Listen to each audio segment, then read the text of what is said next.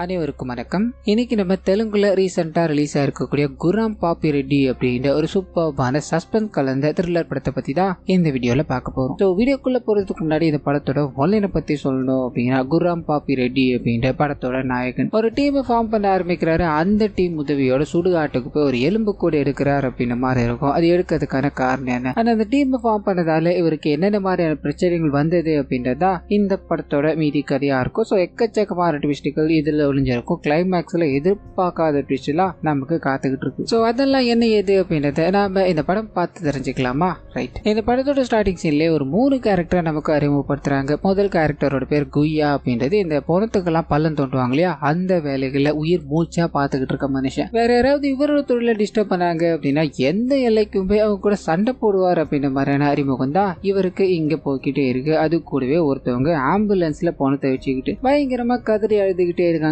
இந்த மனுஷன் போறாரு, ஐயோ போன செத்து போச்சா, பொணத்தெல்லாம் எரிக்காதீங்க, பயங்கரமா நாட்டம் வரும், நான் வேற பொணத்தை புதைக்கிறதுக்கு பள்ளம் தோண்டவா அப்படின்ற மாதிரி டெட் பாடி இழுத்துட்டு போய்கிட்டே இருக்கு. போலீஸ்காரங்க இவரை அரெஸ்ட் பண்றாங்க, ஜெயிலுக்குள்ள போடுறாங்க அப்படின்ற மாதிரி இவருக்கு ஒரு இன்ட்ரோ. இதுக்கு அடுத்தது ஒரு 2 பேரை காமிக்கிறாங்க. அந்த 2 பேர்ல ஒருத்தர் மிலிட்ரி அப்படின்றது, இன்னொருத்தர் சிப்லி அப்படின்ற ஒரு பேர். இந்த 2 பேரோட தொழிலுமே திருட்டு தொழில் தான் அப்படின்ற மாதிரி ஒரு இன்ட்ரோ தான் இவங்களுக்கு கொடுத்து முடிக்கிறாங்க. ஸோ இந்த 3 பேருமே பாத்தீங்கன்னா ஒரு பப்ல சந்திக்கிறாங்க. 3 பேருக்குமே ஆச்சரியம், 3 பேருமே வேற வேற கேஸ்ல ஜெயிலுக்குள்ள இருந்தாங்க அப்படின்ற மாதிரி இருக்கும். ஒருத்தருக்கு ஒருத்தர் பாத்துக்கிறாங்க, பயங்கர ஷாக்கோடு நிக்கிறாங்க. அம்மா உங்களை யாரு வர சொன்னா, எனக்கு ஒரு பொண்ணு போன் பண்ணி தான் இங்க வர சொன்னா, உங்களுக்கு எப்படி அப்படின்ற மாதிரி கேட்டு விசாரிச்சுக்கிட்டே இருக்கும்போது அந்த இடத்துல படத்தோட ஹீரோயினும் அந்த படத்தோட ஹீரோவான பாபி ரெட்டியும் என்ட்ராக்குறாங்க. இவரை பார்த்து 3 பேர் ஸ்டாண்டா நிக்கிறாங்க. இவன் எப்படிடா இங்க இருந்தா, இவனை தானடா நம்ம ரொம்ப நாளா தேடிக்கிட்டு இருந்தோம் அப்படின்ற மாதிரி கடும் கோபத்தோட அவர்கிட்ட போகும்போது சின்னதா ஒரு பிளாஷ்பேக் போக ஆரம்பிக்குது. இதுக்கு முன்னாடியே இந்த டீமை நம்ம ஹீரோ ஃபார்ம் பண்ணிட்டார். ஆனா இந்த பொண்ணு இருக்காங்க இல்லையா, அவங்க முன்னாடி இருந்திருக்க மாட்டாங்க, வேற ஒருத்தர் இருந்திருப்பாரு. அவருடைய பேர் உத்ராஜ் அப்படின்றது. அந்த மனுஷன் ஜெயிலுக்குள்ள இருந்து வரும்போதே முதல் வேலையா ஹீரோ போய் சந்திக்கிறாரு. என்கிட்ட பக்காவான ஒரு பிளான் இருக்குன்னு, அதை போட்டோன்னு வைங்களேன் 50-50 எடுத்துட்டு போய்கிட்டே இருக்கலாம்னு சொல்ல, இந்த மனுஷன் நான் இப்பதான்டா ஜெயிலுக்குள்ள இருந்து வரேன், அதுக்குள்ள இன்னொரு பேனா அவன் பிளான் எப்படி இருக்கு அப்படின்ற மாதிரி எல்லாத்தையும் கேட்டு தெரிஞ்சுக்கிறாரு. ஒரு நகைக்கடையை போய் கொள்ளையடிக்கணும் அப்படின்றதா இவங்களோட பிளான். ஸோ பிளான் கரெக்டா இருக்கு, இதுக்கு நான் சம்மதிக்கிறேன் அப்படின்ற மாதிரி சொல்ல, அப்பதான் ஹீரோ இன்னும் 3 பேரை இதுல இன்வால்வ் பண்றாரு அப்படின்ற மாதிரி இருக்கும். அந்த 3 பேர் தான் பிரசன்ட்ல அறிமுகம் பண்ணாங்க இல்லையா அவங்க. ஸோ இந்த மொத்த டீமும் கரெக்டா போய் அந்த நகைக்கடையை போய் கொள்ளையடிச்சிட்டு வரணும், யாருக்கும் தெரியாம இதை பண்ணணும் அப்படின்ற மாதிரி பக்காவா பிளான் போட்டுக்கிட்டே இருக்கும்போது அந்த உத்ராஜ் இருக்கா இல்லையா, அந்த மனுஷனுக்கு மாலக்கன் நோய் அப்படின்ற விஷயம் இவங்களுக்கு அப்பதான் தெரிய ஆரம்பிக்குது. பகல்ல பயங்கரமா பிளான போட்டுக்கிட்டே இந்த மனுஷன் நைட்ல தடுமாற ஆரம்பிக்கிறாரு. வழி தெரியாம சுத்திக்கிட்டே இருக்கு. உங்களெல்லாம் நம்பி பிளான போட்டேன்னு, சீக்கிரம் முடிங்கடா, ஆள் வந்துட போறானுங்கடா அப்படின்ற மாதிரி அப்படி இப்படின்னு சமாளிச்சு அந்த இடத்துக்கு போறாங்க. நகைகளை லாட்டி அடிச்சுட்டு வண்டியில ஏறி உட்காந்து அங்கிருந்து கிளம்பணும் அப்படின்ற மாதிரி ட்ரை பண்ண, அப்பதான் ஹீரோவை அந்த உத்ராஜ் எப்பா டிரைவர் கொஞ்சம் சீக்கிரமா எடுப்பான்னு சொல்ல இவருக்கு பயங்கர கோபம். என்னை பார்த்தா டிரைவர் மாதிரி தெரியுதா, நான் தான்டா இந்த மொத்த பிளானையுமே போட்டது அப்படின்ற மாதிரி அங்க இருக்க எல்லார்கிட்டயும் வந்த வேலையை மறந்து சண்டை போட ஆரம்பிக்க, அந்த சமயம் பார்த்து போலீஸ்காரங்க வராங்க. மொத்த பேரையும் கைது பண்ணி கூட்டு போகலான்னு ட்ரை பண்ண, இதுக்கு நடுவுல மொத்த நகைகளையும் தூக்கிட்டு உத்ராஜ் அங்கிருந்து தப்பிச்சு ஓடி போயிட்டாரு அப்படின்ற மாதிரி இருக்கும். ஸோ போலீஸ்காரங்க கிட்ட இவங்க தான் மாட்டுறாங்க. கோர்ட்டு கேஸ் நாய் பல வருடங்கள் ஜெயிலுக்குள்ள இருந்து இப்பதான் வெளியே வந்தாங்க. நம்ம ஹீரோவை இங்க பார்த்ததும் பயங்கர கோபத்தோட, அம்மா அவன் கூட ஒரு சுருள் முடியும் தலையன் தானே, அவன் எங்கடா அப்படின்ற மாதிரி சண்டை போட்டு நிற்கும் போது, அவனுக்கு என்னையும் தாண்டா ஏமாத்திட்டு போனா, அதெல்லாம் விடுங்க, இப்போ அதே டீமை நான் எதுக்காக கூப்பிட்டுருக்கேன் அப்படின்னா, என்கிட்ட ஒரு பக்காவான பிளான் இருக்கு, அந்த பிளானை நீங்க பண்ணி கொடுத்தீங்க அப்படின்னா உங்களுக்கு ஆளுக்கு 50,000 தரேன்னு சொல்ல, இவங்களுக்கு அந்த விஷயம் பெரிய விஷயமா இருக்கு. சரி அப்படி என்னடா பிளான் அப்படின்ற மாதிரி கேட்க ஆரம்பிக்க, ஒரு பர்டிகுலர் இடத்துல இருந்து, அதாவது ஒரு 2 சுடுகாடு இருக்கு, ஒரு சுடுகாட்டுல இருந்து ஒரு எலும்பு கூட எடுத்து இன்னொரு சுடுகாட்டுக்குள்ள கொண்டு போய் வைக்கணும் அப்படின்ற மாதிரி இருக்கும். அதுக்குள்ள இருக்க எலும்பு கூட வேற ஒரு இடத்துல தூக்கி போடணும். ஸோ இப்படி மாத்தி வச்சுட்டா மட்டும் போது, உங்களுக்கு அந்த படத்தை நான் தரேன், இதுக்கு தேவையான பொருட்களை நீங்க ஏதாவது கொண்டு வரணும் அப்படின்ற மாதிரி சொல்ல, இவங்களுக்கு யோசனையா இருக்கு, இவனை நம்பலாமா வேணாமா, ஏற்கனவே நம்பல அடிச்சுட்டு போனவன் தான், அதாவது விபூதி அடிச்சுட்டு போனவன் தான், என்ன பண்ணலான்னு யோசிக்கிறாங்க. சரி 50,000 கொடுக்குறாரு அப்படின்ற மாதிரி சம்மதிச்சு ஒரு வண்டி எல்லாத்தையும் எடுத்துக்கிட்டு ஒரு பர்டிகுலர் சுடுகாட்டுக்கு போறாங்க அப்படின்ற மாதிரி இருக்கும். அங்க இருக்க எலும்பு கூட எடுக்கணும் அப்படின்ற மாதிரி குரூப்பா நடந்து போய்கிட்டே இருக்க, இவங்களுக்கு முன்னாடி இந்த பொணத்தை எல்லாத்தையும் திருடுற ஒரு கும்பல் அங்க இருக்க நிறைய பேருங்களை தோண்டி எடுத்துக்கிட்டு இருக்காங்க அப்படின்ற விஷயத்த இவங்க கவனிக்கிறாங்க. என்னடா இது, நமக்கு முன்னாடி ஏதோ ஒன்று பண்ணிட்டு இருக்கானுங்களா அப்படின்ற மாதிரி ஹீரோ கிட்ட கேட்க அவரும் இந்த பிணங்கள் எல்லாத்தையும் அவனுங்க திருடிட்டு போய் இந்த மெடிக்கல் காலேஜ்லாம் இருக்கு இல்லையா அங்க லட்சக்கணக்கில் வித்துருவானுங்க அப்படின்ற மாதிரி சொல்ல இவங்களுக்குள்ள ஒரு டவுட், ஒரு வேலை நீ அந்த வேலையை பார்க்கறதுக்கு தான் எங்களை கூப்பிட்டுருக்கியோ, நீ லட்சக்கணக்கில் சம்பாதிச்சுட்டு எங்களுக்கு மட்டும் 50,000 கொடுத்துட்டு போகலான்னு பாக்குறியா, எங்களுக்கு தெரியாது நீ கரெக்டான சம்பளத்தை கொடுத்த அப்படின்னா உனக்காக இந்த வேலையை நான் பண்றேன் அப்படின்ற மாதிரி அடம் பிடிக்க வேற வழி இல்லாம டே அதெல்லாம் அப்புறம் பேசிக்கலாம்டா, முதல்ல வந்த வேலையை பார்க்கலாம், அவனுங்க போனதுக்கு அப்புறமா நாம போய் அந்த போனத்தை தோண்டி எல்லாத்தையும் எடுத்துட்டு வந்துடலான்னு காத்துக்கிட்டே இருக்கும்போது அவனுங்க போக ஆரம்பிக்கிறாங்க. இவங்க வேக வேகமா போய் ஒரு பர்டிகுலர் சமாதியை தோண்ட ஆரம்பிக்கிறாங்க. அண்ட் கொஞ்ச நேரத்துல இவங்களுக்கு தேவையான எலும்புக்கூடு கிடைக்குது, அதை எடுத்து பைக்குள்ள வச்சுக்கிட்டு அங்கிருந்து கிளம்பலான்னு ட்ரை பண்ண அந்த திருட்டு கும்பல் இருக்கு இல்லையா பாத்துட்டாங்க. இவனுங்க ஏதோ ஒரு வேலையை பார்த்துட்டானுங்க, நம்ம பண்றதையும் பார்த்துட்டானுங்க. சோ வெளியில போய் சொல்ல வாய்ப்பு இருக்கு அப்படின்ற மாதிரி இவங்களை அடிச்சு போடலான்னு போக அங்க ஒரு பயங்கரமான சண்டை. இந்த சண்டையோட முடிவுல ஹீரோவும் அவரோட டீமும் அங்க இருந்து வேக வேகமா வண்டியில தப்பிச்சுட்டாங்க அப்படின்ற மாதிரி இருக்கும். இப்போ ஒரு எலும்பு கூட எடுத்தாச்சு, இன்னொரு இடத்துல போய் அதை மாத்தி வைக்கணும் அப்படின்ற ஒரு விஷயம். சோ அதை நோக்கி போக ஆரம்பிக்கிறாங்க. அந்த சமயத்துலதான் சுடுகாட்டுக்கு ஒரு காவலாளி இருக்காரு அப்படின்ற விஷயம் தெரிய ஆரம்பிக்குது. இப்போ போய் நம்ம கை வச்சோம் அப்படின்னா மாட்டிப்போம், என்ன பண்ணலாம்னு யோசிக்கும் போது அந்த காவலாளி இவங்களை பார்த்துட்டார். இந்த நேரத்துல இங்க என்னடா பண்ணிட்டு இருக்கீங்க, என்னடா நடக்குது இங்க அப்படின்ற மாதிரி வேக வேகமா இவங்களை நோக்கி வரும்போது இதுக்கு முன்னாடி நடந்த சண்டையில மிலிட்டரி இருக்காப்ல இல்லையா, லைட்டா டயர்ட் ஆகி படுத்துக்கிட்டே இருப்பாப்ல. இதை பயன்படுத்தி அவர்கிட்ட தப்பிக்கணும் அப்படின்றதுக்காக, ஐயா எங்களோட கூட பிறந்த அண்ணன் இறந்து போயிட்டான், ஏற்கனவே உடம்புல இருந்து நிறைய நாத்தம் அடிக்க ஆரம்பிச்சிச்சு, உங்களுக்கு தேவையான விஷயங்கள் எல்லாத்தையும் பார்த்து பண்ணிக்கிறீங்க, இந்த பணத்தை மட்டும் புதைச்சுக்கிட்டோமான்னு சொல்ல அந்த மனுஷன் லைட்டா போதையில தான் இருப்பாப்ல. இவனுங்களை பார்த்ததோ நம்ப ஆரம்பிக்கிறாரு. உங்களுக்காக பள்ளத்தை நான் தாயா தோண்டுவேன், நீங்க ஒன்னும் ஃபீல் பண்ணாதீங்க அப்படின்ற மாதிரி பள்ளத்தை தோண்ட ஆரம்பிக்க மொட்டை இருக்காப்ல இல்லையா, பள்ளம் அப்படின்னா அதுவும் பணத்துக்கு பள்ளம் தோண்டணும் அப்படின்னா பல பிரச்சனைகளா இருந்தாலும் இவரு தான் தோண்டணும் அப்படின்ற மாதிரி கேட்பாரு. இங்க அதை கேட்கலான்னு போகும்போது ஹீரோட டீம் அவரை தட்டி அப்படியே உட்கார வைக்கிறாங்க. அண்ட் பள்ளம் தோண்டப்படுது, உள்ள இந்த நபரோட டெட் பாடி வைக்கிற மாதிரி ஆக்ஷன் எல்லாத்தையும் போட்டு மண் எல்லாத்தையும் போட்டு கவர் பண்றாங்க. இது முடிஞ்சதும் ஐயா என் வேலை முடிஞ்சிருச்சு, நீங்க இங்க இருந்து போகலாமே அப்படின்ற மாதிரி இந்த காவலாளி இவங்களை அனுப்பி வைக்கலான்னு ட்ரை பண்ண இவங்க யோசிக்கிறாங்க. ஒரு பாட்டில் சரக்கு கொடுத்து நீங்க இதை ஃபுல்லா அடிங்க, நாங்க எங்களோட வேலையை பார்த்துட்டு இங்கிருந்து கிளம்புறோம் அப்படின்ற மாதிரி சொல்ல அவர் சரக்கு அடிக்க போன அந்த கேப்ல இவங்க ஓடி போய் மிலிட்டரியை காப்பாற்றணும் அப்படின்ற மாதிரி ட்ரை பண்ண அந்த மனுஷன் இவங்க வர வரைக்குள்ள பொறுத்துக்க முடியல, மண்ணுக்குள்ள இருந்து எழுந்து இவங்களுக்காக வெறியோட காத்துக்கிட்டு இருக்காரு. நீ கொடுக்குற 50,000 ரூபாய்க்கு நான் சாகுற மாதிரி நடிக்கணுமா, என்னடா நடக்குதுங்க, எதுக்காக எல்லாத்தையும் பண்ணிக்கிட்டு இருக்க, இது சொன்னா மட்டும்தான் நான் இங்க இருந்து சாந்தமா போவேன், இல்லன்னு வையன் போலீஸ் கிட்ட போய் நீ பண்ண விஷயங்கள் எல்லாத்தையும் போட்டு கொடுத்துருவேன், 50,000 கொடுத்து நீ பெருசா ஏதோ அடிக்கலாம் பிளான் பண்றியாடான்னு கேட்கும்போது அங்க இருக்க ஹீரோயின் இருக்காங்க இல்லையா, இதுக்கு மேல முடியாதுரா, இவனுக்கு முட்டாள் அப்படி நம்ம தான் இந்த பிளான்ல சேர்த்த, ஆனா இவ்வளவு டீடைல்டா கேட்கறானுங்களே அந்த பிளான் தான் சொல்லி தொலை அப்படின்ற மாதிரி சொல்ல இங்க ஹீரோ இவர் போட்டு வச்சிருக்க ஒரு பெரிய பிளானை ரிவீல் பண்ண ஆரம்பிக்கிறாரு. இந்த அரசர்கள் வாழ்ந்த காலகட்டம் இருக்கு இல்லையா, அப்போ ஒரு 3 அரசர்கள் மொத்த இந்தியாவே ஆண்டுகிட்டு இருந்தாங்க அப்படின்ற மாதிரி இருக்கும். அதுக்கப்புறம் தான் பிரிட்டிஷ்காரங்க வராங்க, பிரிட்டிஷ்காரங்க இது எல்லாத்தையும் கையகப்படுத்தணும் அப்படின்ற மாதிரி நினைக்கிறாங்க. அப்படி இருந்தாலும் இந்த 3 அரசர்களோட சொத்துக்களை யாராலையும் கைப்பற்ற முடியல அப்படின்ற மாதிரி இருக்கும். இண்டிபெண்டன்ட் ஆனதுக்கு அப்புறமா நிறைய அரசியல்வாதிகள் ட்ரை பண்ணி பாக்குறாங்க, ஒண்ணுமே பண்ண முடியல. இப்போ அதோட வாரிசுகள் 3 அரசர்கள்ல 2 அரசர்களோட வாரிசு மட்டும்தான் இருக்காங்க. அவங்களோட சொத்து மதிப்பு கிட்டத்தட்ட 6,000 கோடி அப்படின்ற மாதிரி இருக்கும். 3வது ஒரு அரசரோட வாரிசு இருக்கு இல்லையா, அந்த வாரிசு இல்லாததால இவங்க தான் அதை எல்லாத்தையும் மேனேஜ் பண்ணிக்கிட்டு இருக்காங்க அப்படின்ற மாதிரி இருக்கும். ஸோ ஹீரோ ரிசர்ச் பண்ணி பார்த்ததுல அந்த அரசரோட வாரிசு ஒருத்தர் கூட உயிரோட இல்லை அப்படின்ற மாதிரி இருக்கும். ஒரே ஒருத்தர் தான் இருந்தாரு, அவரோட டெட் பாடியை தான் இப்போ இவங்க போய் தோண்டினாங்க அப்படின்ற மாதிரி இருக்கும். ஸோ ஹீரோட பிளான் என்ன அப்படின்னா அவரோட டிஎன்ஏவை, அதாவது எடுத்தாங்களே எலும்பு கூட அந்த டிஎன்ஏவை ஒருத்தர் கூட எடுத்து மேட்ச் பண்ணி காமிச்சிட்டோம் அப்படின்னா அந்த அரசரோட வாரிசு இவர் தான் அப்படின்ற மாதிரி அந்த 6,000 கோடியில இருந்து 2,000 கோடியை இவர் வாங்கிடலாம் அப்படின்றது தான் பிளானா இருக்கும். அதுக்காக இவர் யாரை தேடி வச்சிருக்காரு அப்படின்னா மொட்டை இருக்காப்ல இல்லையா, அவரை தான். ஸோ இதுதான் நம்மளோட பிளான், இதை நீங்க பண்ணி கொடுத்தீங்க அப்படின்னா உங்களுக்கு 10 கோடி வரைக்கும் தர அப்படின்ற மாதிரி சொல்ல வாயை பொழக்கிறானுங்க. 50,000க்கு இங்க வந்தோம், பேச்சை போட்டு 10 கோடிக்கு போயிட்டோம், நம்ம திறமசாலிங்க தான் இல்ல அப்படின்ற மாதிரி இவங்களுக்குள்ளே பேசிட்டு அதெல்லாம் இருக்கட்டும், ஆமா இந்த மொட்டையில எதுக்காக நீ வாரிசா செலக்ட் பண்ணு சொல்ல அப்பதான் ஒரு சின்ன பிளாஷ்பேக், 2 பேரும் ஜெயிலுக்குள்ளதான் சந்திக்கிறாங்க அப்படின்ற மாதிரி இருக்கும். இந்த மொட்டை கிட்ட இவர் பேச ஆரம்பிக்கிறாரு, அது மூலமா அப்பா இல்ல அம்மா இல்ல அப்படின்றது தெரிய ஆரம்பிக்குது. இதை வச்சு இவர் ஒரு பிளான் பண்ண ஆரம்பிக்கிறாரு, மொட்டையை நம்ம வாரிசா போட்டோம் அப்படின்னா அது கரெக்டா இருக்கும் அப்படின்ற மாதிரி முடிவு பண்ணிதான் இப்போ அந்த சம்பந்தம் எல்லாத்தையும் ராஜ குடும்பத்துக்கு அனுப்பி இருக்காரு அப்படின்ற மாதிரி இருக்கும். இந்த விஷயத்த அவங்க பார்க்க ஆரம்பிக்கிறாங்க. வழக்கம் போல சொத்து காசு போட்டு எவனா ஒருத்த ஃபேக்கா வந்துகிட்டே இருக்கும். இந்த விஷயங்கள் எல்லாத்தையும் நம்ம இக்னோர் பண்ணிட்டு போறதுதான் நல்லது அப்படின்ற மாதிரி இவங்க அதை பெருசா எடுத்துக்காம அந்த நபர் யார் அப்படின்ற மாதிரி மட்டும் விசாரிக்க ஆள் அனுப்புறாங்க. அவங்களும் அந்த மொட்டையை தேடி அலைஞ்சுக்கிட்டே இருக்கும்போது அப்பதான் ஹீரோவையும் அவரோட கூட்டாளிகளையும் அங்க பாக்குறாங்க. வேக வேகமா அரச குடும்பத்துக்கு போன் பண்ணி இங்க பாபி ரெட்டி இருக்கான், நம்ம அவரை தேடலாமா இல்ல அந்த அரச குடும்பத்தை குடும்பத்துக்கு சொந்தக்காரனா ஒருத்தவன் தானே, அவனை தேடலாமான்னு கேட்கும்போது, ஐயா அந்த மொட்டையை கூட நம்ம அப்புறம் தேடிக்கலாம், அந்த பாப்பி ரெட்டியை மட்டும் விட்டுறாதீங்க, அவனை தான் நம்ம ரொம்ப நல்லா தேடிக்கிட்டு இருக்கோம் அப்படின்ற மாதிரி சொல்ல ஹீரோ இந்த விஷயத்தை பார்த்ததோ அங்கிருந்து ஓட ஆரம்பிக்கிறாரு. இப்போ இவர் பிடிச்சாக்கலோ அப்படின்ற மாதிரி தகவல் கிடைச்சிச்சு. இதனால ஒட்டுமொத்த ஆளுகளும் இவரை துரத்த ஆரம்பிக்கிறாங்க.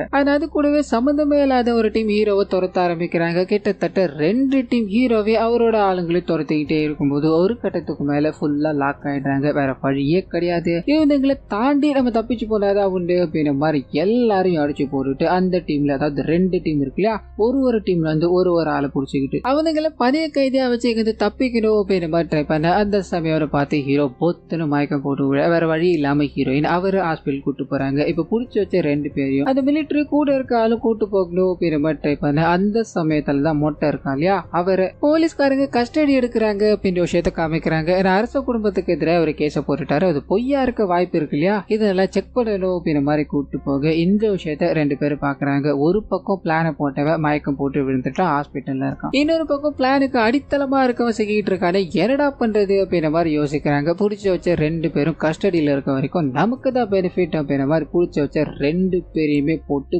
பயங்கரமா தாங்கிக்கிட்டே இருக்கு. அந்த அரச குடும்பத்தை சேர்ந்த ஆள் இருக்கா இல்லையா, அவன் வந்து தினமோ அந்த மொட்டையை பார்க்கணும் அப்படின்ற மாதிரி தான். ஆனா பாபி ரெட்டிங் இருக்கா அப்படின்னு தெரிஞ்சதும் அவனை பிடிக்கணுன்றதுக்காக தான் நாங்க துரத்த ஆரம்பிச்சோம், இதுல நீங்க எதுக்காகடா வந்தீங்க அப்படின்ற மாதிரி அவனுங்களை பார்த்து பேசிக்கிட்டு, அது கூடவே எங்களோட முதலாளி உங்க எல்லாரையும் கொண்டு வர சொல்லி 50 லட்சம் நியமனம் பண்ணிருக்காரு, அதை அடையணும் அப்படின்றதுக்காக என்னோட டீமோட ஆளுங்க கண்டிப்பா உங்களை வந்து போட்டு தள்ள விட மாட்டானுங்கடா அப்படின்ற மாதிரி கத்திக்கிட்டே இருக்கும்போது 2 பேரும் பயப்படுறாங்க. என்னடா இதுல இவ்வளவு பெரிய பிரச்சனையா இருக்கு, என்னடா பண்ணலான்னு யோசிச்சுக்கிட்டு இன்னொரு நபர்கிட்ட போய் விசாரிக்க ஆரம்பிக்கிறாங்க. அப்பதான் இவங்களுக்கு ஒரு பெரிய ட்விஸ்ட் வந்து காத்துக்கிட்டு இருக்கு. 2வது ஒரு டீம் துரத்துச்சு, காரணமே இல்லாம துரத்துச்சு அப்படின்ற மாதிரி இருக்கு இல்லையா, அந்த டீம் மென்டல் ஹாஸ்பிட்டல்ல இருந்து வந்திருக்காங்க. ஒரு மென்டல் பேஷண்ட்டை பிடிக்கணும் அப்படின்றதுக்காக வந்திருக்காங்க. மென்டல் பேஷண்ட்டை பிடிக்கணும் அப்படின்றதுக்காக எங்க டீம் எதுக்கியா துரத்துறேன்னு கேட்கும்போது அப்பதான் இவங்களுக்கு தெரிய ஆரம்பிக்குது, ஹீரோ இருக்கா இல்லையா, அவரு தான் அந்த பேஷண்ட் அப்படின்றது. இதை கேட்டதும் இவங்களுக்கு பயங்கர ஷாக்கிங்கா இருக்கையோ, அந்த மனுஷன் ஜெயிலுக்குள்ள தான் வந்தான்னு சொன்னா நீ நிறைய மென்டல் ஹாஸ்பிட்டல்ல சொல்றேன்னு கேட்கும்போது, ஐயா அவன் ஜெயிலுக்குள்ள பயங்கர வயலண்டா பிஹேவ் பண்ணா, அதனாலதான் அவனுக்கு மென்டல் ட்ரீட்மெண்ட் போகிட்டு இருக்கு அப்படின்ற விஷயத்த போட்டு உடைக்கும் போது 2 பேரும் கதறி அழ ஆரம்பிக்கிறாங்க. சேரக்கூடாத இடத்துல சேர்ந்துட்டோமோ, என்னடா பண்றது அப்படின்ற மாதிரி வேகமா ஹீரோவை போய் சந்திக்கிறாங்க. டி ஒரு பைத்தியக்காரனாடா நீ, என்னடா பண்ணி வச்சிருக்க, இது எல்லாமே பொய்யாடா, பணம் வருமா வராதாடா அப்படின்ற மாதிரி இவர்கிட்ட சரமாரியா கேள்விகளை கேட்டுக்கிட்டே இருக்கு. அந்த சமயத்துலதான் கூட இருக்க ஹீரோயினுக்கும் இவர் ஒரு மென்டல் ஹாஸ்பிட்டல்ல தான் வந்தார் அப்படின்ற விஷயம் தெரிய ஆரம்பிக்குது. ஓ கூட்டு கலவாணிகளா நின்று ஏமாத்துறீங்களோ, அந்த அரசு குடும்பத்தை சேர்ந்தவ நம்மள புடிச்சு கொடுத்தா 50 லட்சம் தரேன் அப்படின்ற மாதிரி சொல்லியிருக்கானடா, சேரக்கூடாத இடத்துல சேர்ந்து எப்படி மாட்டிக்கிட்டடா அப்படின்ற மாதிரி திட்டிக்கிட்டே இருக்கும்போது இவங்க வேற வழி இல்லாம அவங்களோட பாயிண்ட் ஆஃப் வியூல இருக்க விஷயங்களை சொல்ல ஆரம்பிக்கிறாங்க. முதல்ல ஹீரோயின் கிட்ட போக ஆரம்பிக்குது, அவங்க அப்பா அம்மா இல்லாம அவங்களோட மாமா கூட தான் வளர்றாங்க அப்படின்ற மாதிரி இருக்கும். இவங்களுக்கு படிச்சு ஒரு பெரிய டாக்டர் ஆகணும் அப்படின்ற ஒரு கனவு, இதனால அதுக்கு உண்டான வேலைகளை பார்த்துக்கிட்டே இருக்காங்க. அப்படி அப்படின்னு ஒரு நர்ஸ் ஆயிடுறாங்க. அதுக்கப்புறம் மேல போகணும் அப்படின்றதுக்காக பல முயற்சிகள் எடுத்துக்கிட்டே இருக்கும்போது அந்த சமயத்துலதான் ஊருக்குள்ள ஒரு சிட் ஃபண்ட் கம்பெனி வர ஆரம்பிக்குது. 6 மாசத்துல பணத்தை டபுள் ஆக்கி தரோம் அப்படின்ற மாதிரி ஊர் மக்கள் எல்லாரும் பணத்தை கொண்டு போய் போட்டுக்கிட்டே இருக்கு. அவங்களுக்கு நல்ல இன்கம் வர ஆரம்பிக்குது. அதே சமயத்துல இந்த லேடிக்கும் ஜப்பான்ல ஒரு சீட்டு கிடைக்குது. 44 லட்சம் இருந்தது அப்படின்னா அவங்க ஜப்பான்ல போய் டாக்டர் படிப்பு படிக்கலாம் அப்படின்ற மாதிரி ஒரு வாய்ப்பு கிடைக்க ஆரம்பிக்குது. யோசிக்கிறாங்க, அந்த சிட் ஃபண்ட்ல பணத்தை போடலாம் அப்படின்றதுக்காக இவங்களோட சேவிங்ஸ் மொத்தத்தையும் இவங்களோட மாமாவை கன்வின்ஸ் பண்ணி எடுத்துட்டு போய் இன்வெஸ்ட் பண்றாங்க அப்படின்ற மாதிரி இருக்கும். கொஞ்ச நாள் கழிச்சுதான் அந்த சிட் ஃபண்ட் மொத்தமா ஃப்ராட், அந்த போட்ட பணத்தை எல்லாத்தையும் தூக்கிட்டு போயிட்டாங்க அப்படின்றது தெரிய ஆரம்பிக்குது. வாழ்க்கையே உடஞ்சு போயிடுச்சு, என்ன பண்ணதுன்னு தெரியாம தன்னை ஏமாத்தனவரை கண்டுபிடிக்கணும் அப்படின்ற மாதிரி தேட ஆரம்பிக்க. அந்த சமயத்துலதான் இதுல ஹீரோ தான் இன்வால்வ் ஆயிருக்காரு, ஹீரோ தான் அந்த கம்பெனி நடத்திருக்காரு அப்படின்ற விஷயம் தெரிய ஆரம்பிக்குது. பிரசன்ட்ல எல்லாரும் ஷாக்கு, அடப்பாவி இவ்வளவு வேலையை பார்த்திருக்கியான்னு கேட்க இவரோட பாயிண்ட் ஆஃப் வியூல வந்து ஒரு பிளாஷ்பேக் போக ஆரம்பிக்குது. இந்த மனுஷனுக்கு ஒரு பெரிய ஸ்டார்ட் அப் கம்பெனி ஆரம்பிக்கணும் அப்படின்றதுதான் கனவு. இதனால பேங்கா ஏறிக்கிட்டே இருக்கும்போது யாருமே இவருக்கு உதவுற மாதிரி தெரியல. அந்த சமயத்துல தான் அரச குடும்பத்தை சேர்ந்தவங்க இருக்காங்க இல்லையா, நீ இப்படி ஒரு கம்பெனி ஆரம்பி, நம்ம எல்லாத்துலயும் இன்வெஸ்ட் பண்றோம், அதாவது பிட்காயின்ஸ்ல இன்வெஸ்ட் பண்றோம், ஷேர்ஸ்ல இன்வெஸ்ட் பண்றோம் அப்படின்ற மாதிரி மக்கள் கிட்ட சொல்லி அந்த பணத்தை டபுள் ஆக்கி கொடு, அதுக்கப்புறம் அவங்களோட வாழ்க்கையும் சரி நம்மளோட வாழ்க்கையும் செட்டில் ஆக போகுது அப்படின்ற மாதிரி இவரை பயங்கரமா ஏற்றி விடும்போது இவர் ஊர் மக்கள் கிட்ட போய் நான் உங்கள ஒருத்தன் தான் இல்லையா, என்ன நம்பி நீங்க இன்வெஸ்ட் பண்ணலாம் அப்படின்ற மாதிரி மக்கள் எல்லாத்தையும் இன்வெஸ்ட் பண்ணி வைக்க கடைசியில மக்களும் ஏமாத்திட்டாங்க, இவரையும் ஏமாத்திட்டாங்க. என்ன பண்ணதுன்னு தெரியாம பயங்கர டிப்ரெஷனுக்கு போக ஆரம்பிக்கிறாரு, ஜெயிலுக்குள்ள போக ஆரம்பிக்கிறாரு. அந்த சமயத்துலதான் இவருக்கு மென்டலா அஃபெக்ட் ஆக ஆரம்பிச்சு மென்டல் ஹாஸ்பிட்டல் அட்மிட் ஆகுறாரு. அங்க ட்ரீட்மெண்ட் எல்லாம் எடுக்கணும் அப்படின்ற மாதிரி போக அங்கதான் ஹீரோயின் வேலை பார்த்துக்கிட்டு காத்துக்கிட்டு இருக்காங்க. இவரை பார்த்ததும் நம்மளோட எல்லா பிரச்சனைக்கும் இவன் தான் காரணம், இவனை சும்மா விடக்கூடாது அப்படின்ற மாதிரி, இவரை கொலை பண்ணணும் அப்படின்ற மாதிரி பல விஷயங்களை ட்ரை பண்ணிக்கிட்டே இருக்க அந்த சமயத்துல தான் இவரையும் அவனுக்கு ஏமாத்திட்டு போயிட்டானுங்க அப்படின்ற விஷயத்த அவங்க புரிஞ்சுக்கிறாங்க. இதனால 2 பேரும் சேர்ந்து நம்மளை ஏமாத்தினவங்களை தாண்டி நம்ம ஏதாவது பண்ணியாகணும். ஸோ பெருசா ஏதாவது பிளான் பண்ணணும் அப்படின்ற மாதிரி சிந்திக்க ஆரம்பிக்கிறாங்க. இதுக்கு நடுவில் ஹீரோ ஜெயிலுக்கு போனான்னு சொன்ன இல்லையா, அதுக்கான காரணம் என்ன அப்படின்னா, அவர் இந்த நகை கடைக்கு போய் கொள்ளையடிச்சு மாட்டிருப்பாரு, அந்த காரணம் தான். ஸோ அந்த நகை கடையும் அரச குடும்பத்தை சேர்ந்தவங்களுக்கு தான் ஏற்கனவே ஒரு வாட்டி கையை வச்சு மாட்டிக்கிட்டோம். இனிமேல் பெர்ஃபெக்டா இருக்கணும் அப்படின்ற மாதிரி ஒவ்வொரு விஷயங்களா செதுக்கி தான் இப்படி ஒரு பிளான், அதாவது இந்த வாரிசு அப்படின்ற ஒரு பிளானை உள்ள கொண்டு வந்திருக்காங்க. ஸோ பிளான் பண்ணபடி எல்லாமே கரெக்டாக தான் போய்கிட்டு இருக்கு. மொட்டை இப்போ போலீஸ்காரங்க பிடிச்சிட்டு போயிட்டாங்க. அதுக்கப்புறம் டிஎன்ஏ செக் எல்லாம் எடுக்கணும்னு வந்தாங்க அப்படின்னா, நம்ம தான் அந்த இடத்துல இவனோட தாத்தா, அதாவது மொட்டையோட தாத்தாவோட டெட் பாடியை கொண்டு போய் வச்சிருக்கோம் இல்லையா. டிஎன்ஏ டெஸ்ட் மேட்சாக வரப்போது, பணத்தை எடுத்துட்டு நம்ம ஜாலியாக போக போறோம் அப்படின்ற மாதிரி சொல்ல மிலிட்ரிக்கு இன்னமும் பயமா இருக்கு. நம்மள பிடிச்சி கொடுத்தா 50 லட்சம் தருவேன் அப்படின்ற மாதிரி சொல்லியிருக்காங்களே, இது ஏதாவது பண்ணி ஆகணும் அப்படின்ற மாதிரி பிடிச்சி வச்சிருந்தாங்க இல்லையா, அவனை ரிலீஸ் பண்ணியிருப்பாங்க. அவனுங்க கிட்ட போன் பண்ணி, ஐயா அது 50 லட்சம் கூட இருக்கட்டும், நான் உங்களுக்கு 1 கோடியா தரேன், நீங்க என் மேல இருக்க பிரச்சனைகள் எல்லாத்தையும் தீர்த்து வைக்க முடியுமாயான்னு சொல்ல இவர் கேட்கறதா தெரியல. போனை கட் பண்ணிட்டு போய்கிட்டே இருக்க வேற வழி இல்லாம இவங்க கூட சுத்த ஆரம்பிக்கிறாரு. அது கூடவே மொட்டைய பயங்கரமா அடிச்சு கிடிச்சு விசாரிக்க ஆரம்பிக்கிறாங்க. ஆனா அவர் வாயில இருந்து அவரோட உண்மையான பேர் எதுவுமே வரவே கிடையாது. ஏன்னா ஹீரோ அந்த மாதிரி ட்ரீட்மெண்ட் கொடுத்துதான், அந்த மாதிரி ட்ரைனிங் எல்லாத்தையும் கொடுத்துதான் உள்ள அனுப்புறாரு அப்படின்ற மாதிரி இருக்கும். ஸோ போலீஸ்காரங்க அடிச்சு கிடிச்சு பாக்குறாங்க. வார்த்தையே மாறாததால வேற வழியே கிடையாது. இவரை கோர்ட்ல ப்ரொடியூஸ் பண்ணி தான் ஆகணும் அப்படின்ற மாதிரி அரச குடும்பத்துக்கு தகவலை சொல்லிட்டு கோர்ட்ல நிப்பாட்டுறாங்க. அண்ட் மொட்டை சார்பில் ஒரு வக்கீல் வாதாட ஆரம்பிக்கிறாங்க. பணத்தை கொடுத்து அவங்கள செட் பண்ணிருக்காங்க அப்படின்ற மாதிரி இருக்கும். அவங்க வாதங்களை முன்வைக்கும் போது அதே சமயத்துல அரச குடும்பத்தை சேர்ந்தவங்களும் அவங்களோட வாதங்களை முன்வைக்க ஆரம்பிக்கிறாங்க. இந்த கேஸ் வேலிடான ஒரு கேஸா அங்க இருக்க ஜட்ஜுக்கு தெரிய ஆரம்பிக்குது. இதனால இந்த கேஸை நான் எடுத்துக்கிறேன், அடுத்த ஹியரிங்கான டேட்டை சொல்றேன் அப்படின்ற மாதிரி ஒரு டேட்டை சொல்லி அனுப்பும் போது இந்த கேஸை தள்ளுபடி பண்ணுவாங்க அப்படின்ற நம்பிக்கையில வந்து அரச குடும்பத்துக்கு பயங்கர கோபத்தை கொடுக்குது. என்ன பண்ணலான்னு யோசிக்கிறாங்க. அந்த மொட்டை யார் என்ன அப்படின்ற டீட்டெயில்ஸ் எனக்கு உடனடியா தெரிஞ்சாகணும், நாள் அனுப்பி விட. அப்படியே கற்பனா மிலிட்டரி கிட்ட போக ஆரம்பிக்குது. அந்த மனுஷன் மறுபடியும் அவருக்கு போன் பண்ணி இன்னொரு வாட்டி கன்வின்ஸ் பண்ணலாமா அப்படின்ற மாதிரி ட்ரை பண்ண. அப்பதான் அந்த மொட்டையோட டீட்டெயில்ஸ் வேணும் அப்படின்ற மாதிரி சொல்லியிருந்தாங்க இல்லையா, ஒரு நபரோட பேரை கண்டுபிடிச்சிருப்பாங்க. அவரோட பேரு ரெட்டி அப்படின்றது. அந்த நபர் நான் உன்னை எதுவுமே பண்ண மாட்டேன், அந்த 50 லட்ச ரூபா டீல கூட விட்டுறேன், நீ ரெட்டி அப்படின்ற ஒருத்தர் பர்டிகுலர் ஊர்ல இருக்கான் அப்படின்ற மாதிரி தகவல் கிடைச்சிருக்கு, அவனை கூட்டு வந்து கொடுத்துட்டு போன்னு சொல்ல இவங்களுக்கு எதிராக தான் இவங்க வேலை பாக்குறாங்க அப்படின்றது தெரியாம அந்த மனுஷன் சொல்லிட்டாப்ல நம்ம மேல எந்த பிரச்சனையும் வராது, அதுக்கு நம்ம அவனை பிடிச்சது ஆகணும் அப்படின்ற மாதிரி ரெட்டியோட ஊருக்குள்ள போக அங்க பல பிரச்சனைகள் ரெட்டியால போய்கிட்டு இருக்கு. யாரையுமே விட்டு வைக்கிறது கிடையாது. ஏன் இவருக்கு எத்தனை குழந்தைகள் ஊர்ல இருக்குதுன்னு கூட தெரியாது.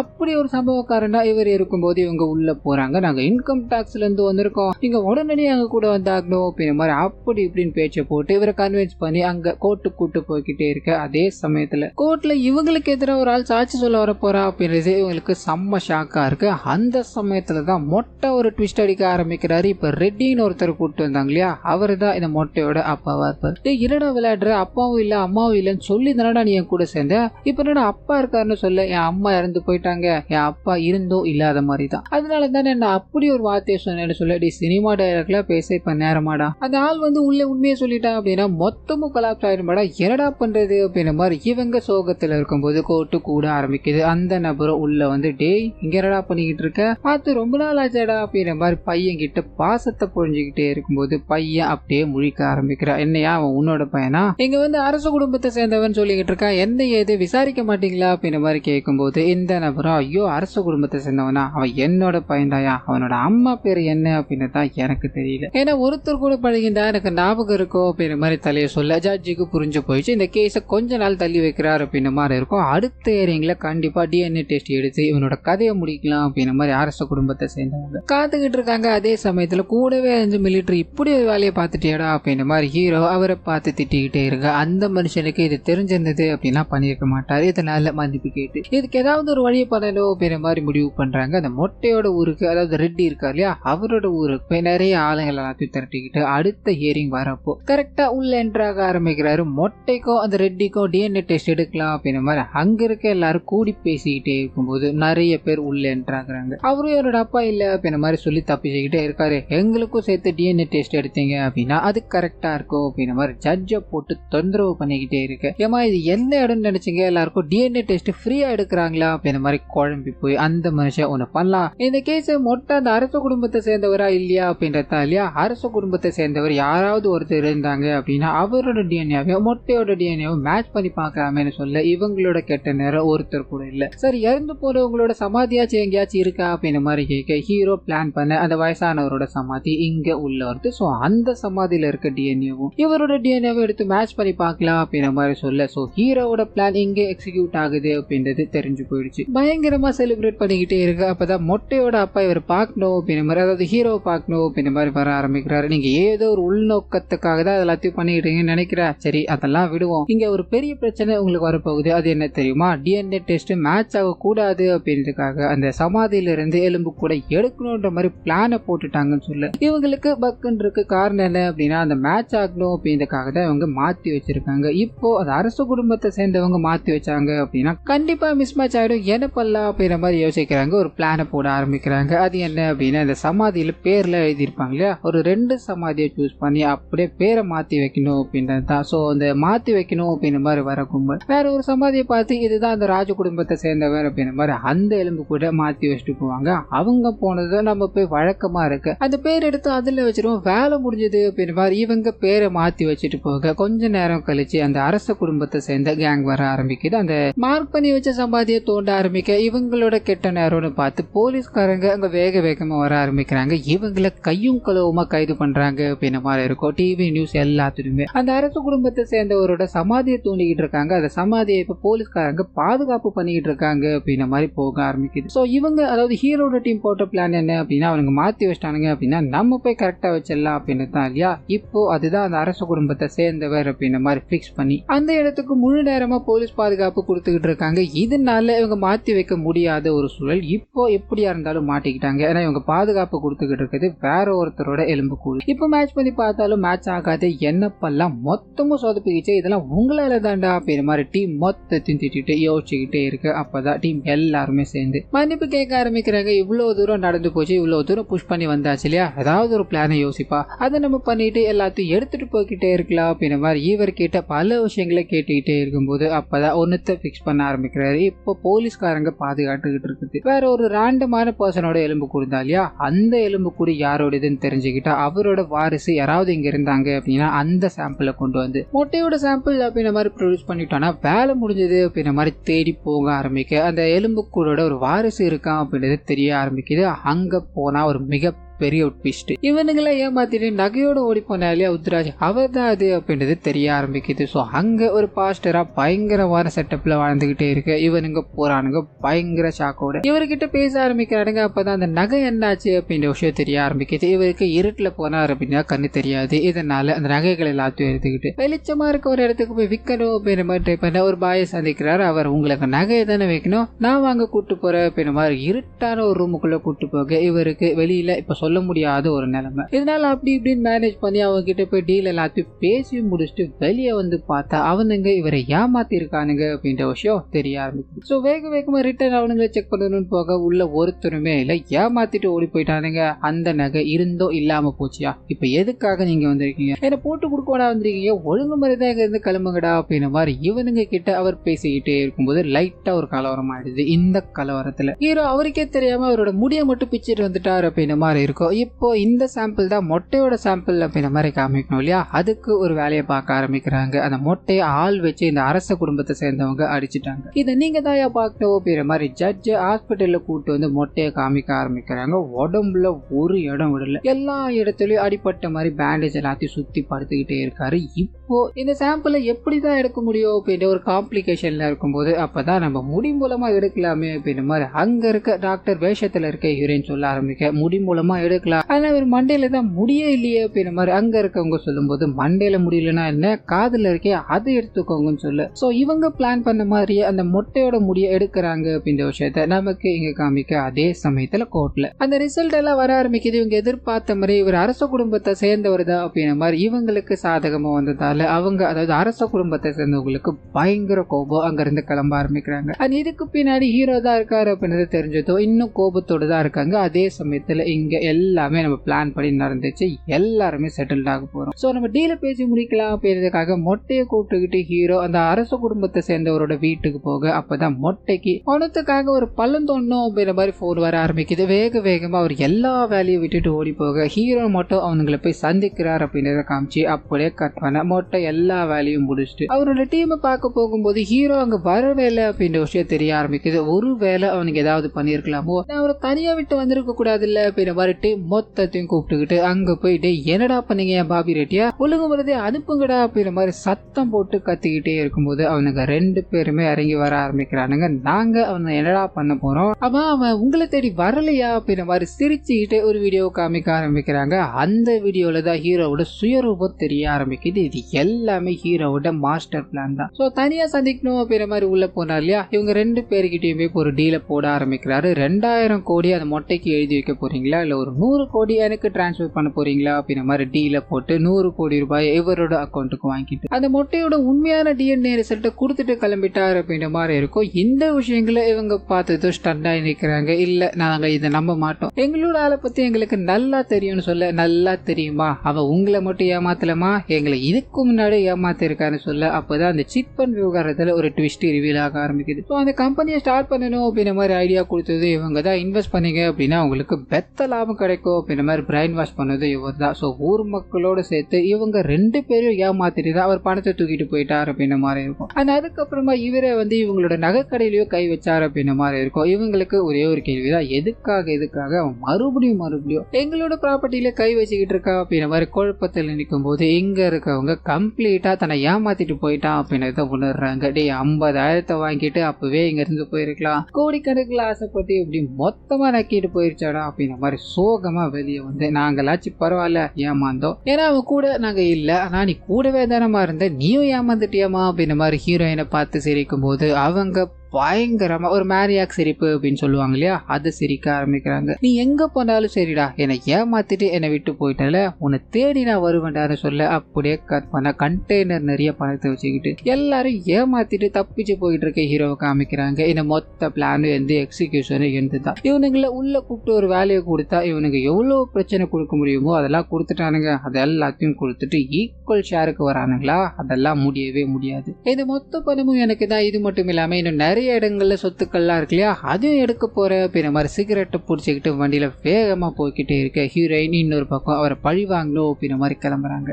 இதோடவே இந்த படத்தையும் முடிக்கிறாங்க அப்படின்ற மாதிரி இருக்கும். கண்டிப்பா இந்த படமும் என்னோட வாய்ஸ் வரும் உங்களுக்கு பிடிச்சிருக்கும் அப்படின்ற மாதிரி நம்புறேன். இந்த வீடியோல ஏதாவது நிறைய குறைகள் இருந்தது அப்படின்னா அதை மறந்துடாம கமெண்ட்ஸ்ல பதிவிடுங்க.